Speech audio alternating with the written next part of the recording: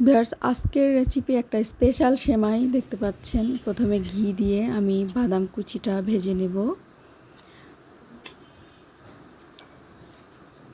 এটাকে আমি হালকা করে ভেজে তুলে নিব।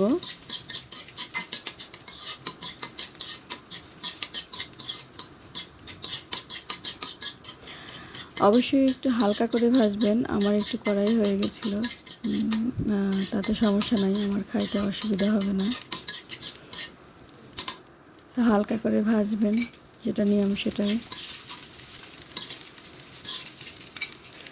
এটা আমি তুলে নিচ্ছি। এরপর আরও 2 চামচ ঘি দিয়ে তার ভিতরে আমি সেমাই দিয়ে দিব।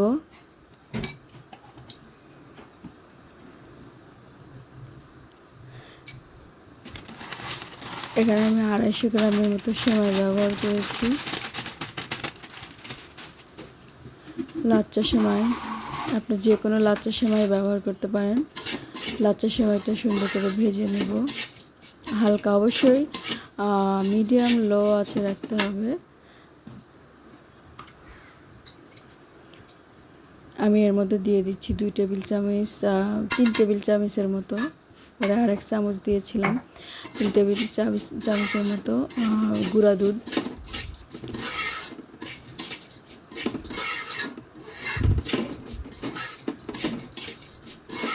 কিছু সময় এটা মিক্স করার পরে আমি এর মধ্যে দিয়ে দেব চিনি। চিনি আপনার স্বাদ অনুযায়ী দিবেন, যে যেমন চিনি খাইতে পছন্দ করেন ওরকম চিনি। লাড়তে থাকবেন, লাড়তে লাড়তে দেখা যাবে যে চিনিগুলো হালকা করে গলে গেছে।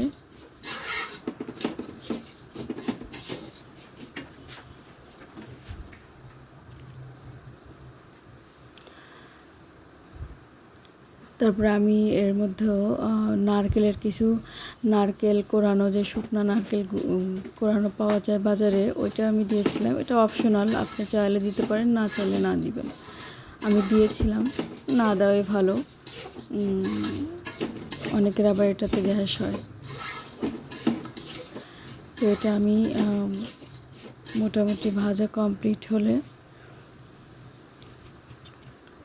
রেখে দিব।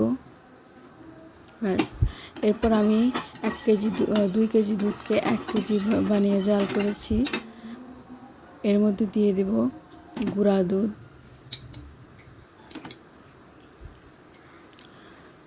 এর মধ্যে আমি গুঁড়া দুধ অ্যাড করছি।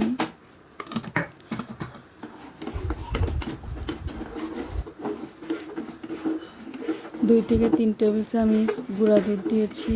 এরপর দিব আমি কর্নফ্লাওয়ারটা আগে থেকে গুলিয়ে রেখেছিলাম একটা কাপে, সেটা দিয়ে দেব। সেটা দিয়ে দিলাম।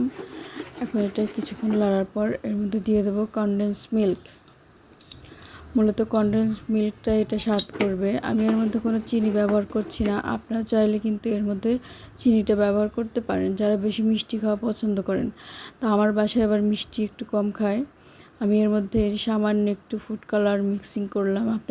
এটা অপশনাল, আপনি না দিলেও সমস্যা নাই, শুধু হোয়াইট রাখলেও হবে। এটা আমি ইচ্ছে করেই সামান্য ব্যবহার করলাম।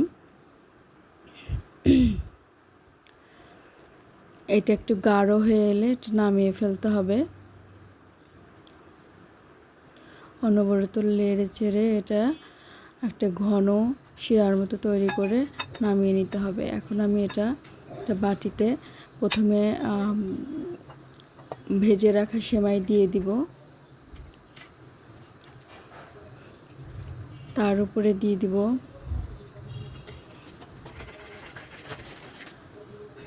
ঘন দুধটা, ঢেলে দিব। এরপর আমি 2টা বাটিতে নিয়েছি, কারণ একটা বাটিতে আমার হবে না, বাটিগুলো ছোট আমার কাছে, ওইরকম বাটি এখন আপাতত নেই, তাই আমি 2টা ছোট ছোট বাটি ইউজ করেছি। এটাকে একটু ছড়িয়ে দিয়ে তারপরে উপরে ভাজা বাকি সেমাইগুলো আমি দিয়ে দিব।